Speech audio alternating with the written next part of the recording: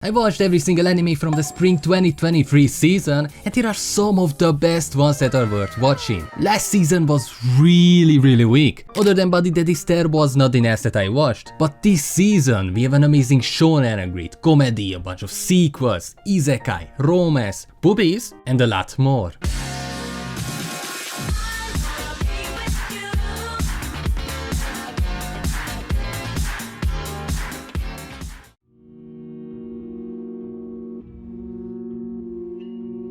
Allele Delusion takes place in a classic post-apocalyptic setting, a future world where only scattered elements of society and technology remains. Here we follow our main duo, where Maru is looking for a place called Heaven, while Kiruko, his bodyguard, is looking for two missing people. At the same time we get a glimpse of what this Heaven looks like, a place within the safety of the walls where technology seems to be preserved. Here the youth is raised by robots, and they have no idea about the existence of the outside world. What instantly stands out from the first moment for everyone is the art direction. The way they convey the state of the world is just beautiful, and it gives you what you would expect from a post-apocalyptic world. We have people that starve to death, some that form their own societies, some that live alone. It's really well executed, really pretty, and it also has this mystery and horror vibe to it, where we know that there is something really bad, really scary, but we don't get the full explanation on what it is.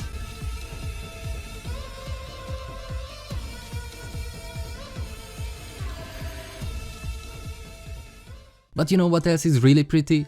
Boobies. And you know what's even better? More boobies. We probably all remember that era around 2012 where almost every single anime was a harem ecchi, and the Café Terrace and its goddesses give me the exact same vibe that those animes did. At the same time, it also has a pretty sad story of a guy who lost his grandma, but let's be honest, we all know which plot we are interested about. The plot hole. You know, even though I try to focus on new shows, we are just so damn filled with sequels. They mostly respect with its small sweet village arc with an hour-long special, but the weird thing about it is that it already has a higher rating than all the other seasons. I mean, it looks good, but I don't understand why.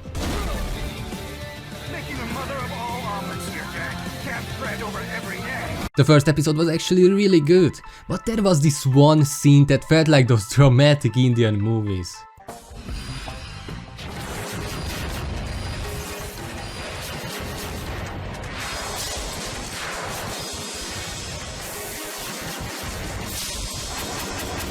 We got the second season of Tonikaku, more Oasama Rankin, the Ancient Magus Bride second season, the Smartphone Isekai second season, and then Zero second season, more Mobile Suit Gundam, more Birdie Wing Golf Girl Story, Tokyo Mew Mew New second season. We even got a Konosuba prequel about Megumin, which had a surprisingly good first episode. Dr. Stone is also here with its third season, and I'm so happy that we are going back to something similar to what season 1 was like. Not that season 2 was bad, but I just really enjoyed when it was all about inventing new stuff. And it seems like season 3 will be all about that.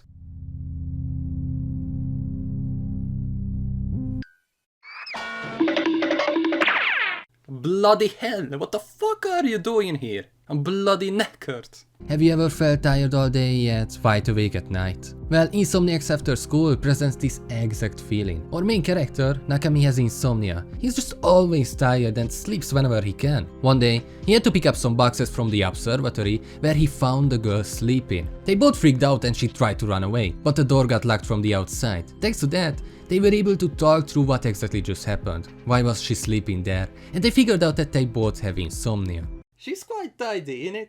Okay, I stopped. After that, instead of continuing feeling depressed and worrying about a bunch of problems that they can't solve, they decided to spend the night together and just have some fun. This anime is just so damn pretty. I'm so happy that it's animated by Leiden Films, who did an amazing job with Call of the Night. This anime is pretty similar to that, but with some really well written characters, and I'm just really excited about this. Okay, hear me out. I know we are all bored of standard isekais that somehow get worse and worse, but what if I tell you that this isekai is so bad that it's actually good? KamiKatsu starts out with our protagonist being sacrificed by their cult leader parents. As he's suffocating, all he can think about is what went wrong, where did he messed up, why did it have to be him? And then the next thing he wakes up to is someone stroking his lever up and down vigorously.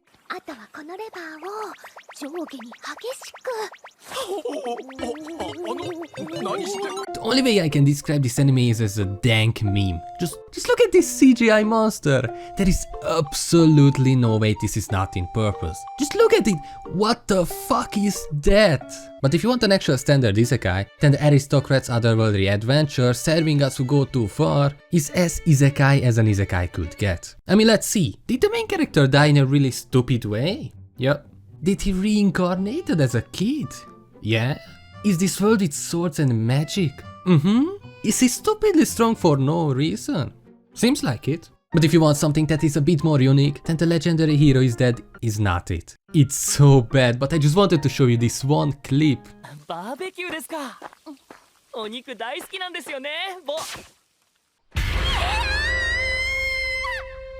He just died. It's so good. We also have summoned to another world for a second time where the hero returns in a different body to defeat the Demon Lord and bring peace to the world once again. But before that he has to find all his slave companions, and to prove that he indeed reincarnated,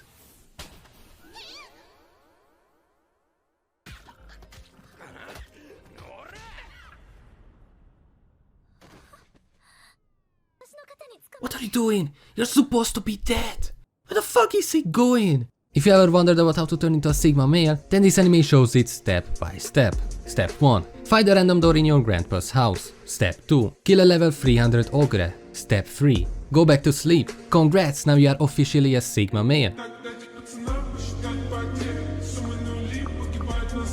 Have you missed One Punch Man? Well, no, we have One Punch Man, but with hair. Magic Realm is a world filled with magic, flying through the sky, levitating, creating something out of nothing. Everyone can use magic, of course except our main character who is stupidly strong. Mashle is a full-on comedy that reminds me of something like One Punch Man or Mob Psycho, with this editing style of Love is War. After working out, Mash returns to his home. Since he's not a magic user, he's not allowed to leave at all, but of course he leaves cause he's way too hungry.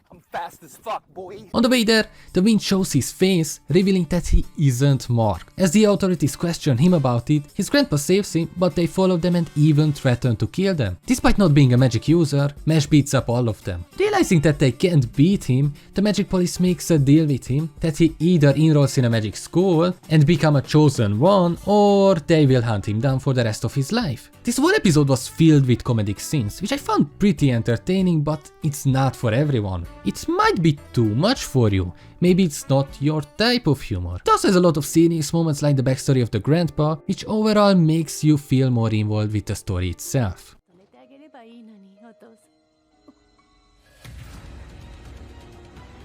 Oh fuck, I can't believe you've done this. What do you think? What would happen if you would kill someone that is really important? Someone that is associated with the government or the mafia or the yakuza? Would you be able to hide the body? Well, my home hero answers that exact question. Our main character meets up with his daughter, who for some reason is hiding her face, revealing that she got brutally beaten up by her boyfriend. As the dad tries to investigate what exactly happened, he runs into the boyfriend, who he tries to follow but gets beaten up instead. The next day he tries to return to the house, hoping that this whole thing was a misunderstanding, that it's the wrong person, but unfortunately it's not. While he is hiding in the closet, the boyfriend reveals that he just wants to extort money from her and that he has a history of murdering his former girlfriends. The boyfriend learns about that the father tries to follow him, to which he loses it. The dad, knowing how much danger his daughter is in, he decides to kill the yakuza member, and now he has to hide the body. Pretty sassy-wassy. It's a really cool concept and I really enjoyed the first 2 episodes, but the production itself is terrible. It looks really bad, the voice acting is bad, the background music just doesn't fit at all, which is a shame cause the story itself is quite interesting. But you know what would look good? A Kizuna AI anime made by Studio Wheat, the studio known for animes like Attack on Titan, Spy Family, Vinland Saga. They never made anything bad. Surely this anime will be perfect.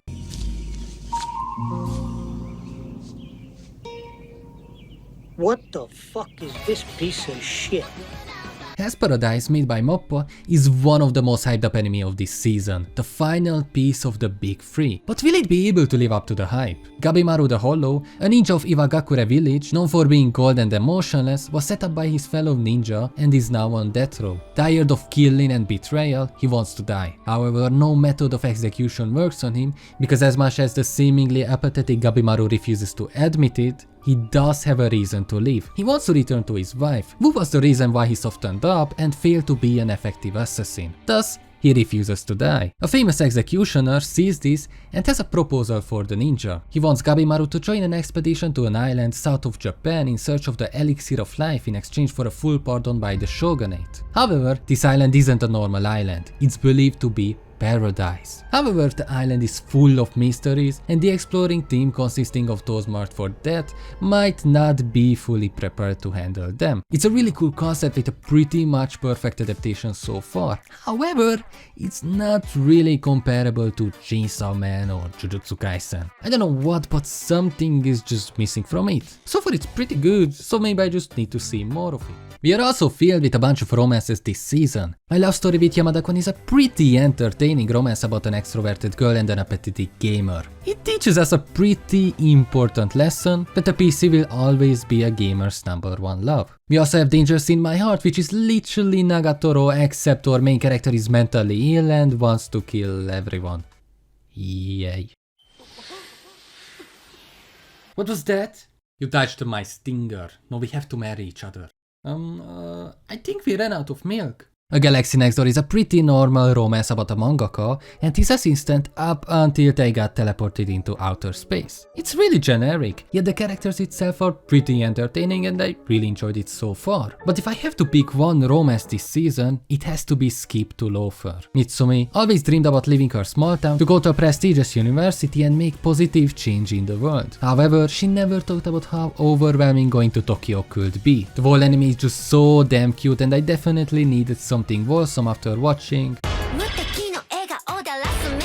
Without a single doubt, Oshinoko, coming from the writer of Kaguya-sama, is by far the best anime of this season. The first episode is a movie-length special covering the first volume, which was an amazing decision since it goes through so many different things. I'm only going to spoil a bit from the first 10 minutes, because I want you to watch the whole thing without knowing anything about it. Even if you don't like the first half of it that much, please watch the whole thing. Ai Hoshino is a 16-year-old idol who got pregnant and wants to keep her kids, despite knowing how much that would affect her career. That's all I'm going to say. It goes through themes such as the sad life of an idol, how everything is a lie, the lack of love in her life. It's just such a unique experience that goes through so many different kind of topics. I rarely praise studios, but Dogakubo did such an amazing job with this. Everything was perfect, even better than the manga, which is such a hard thing to achieve. Please watch Oshinoko, and if you are interested about all the best animes from last year, then click on this video.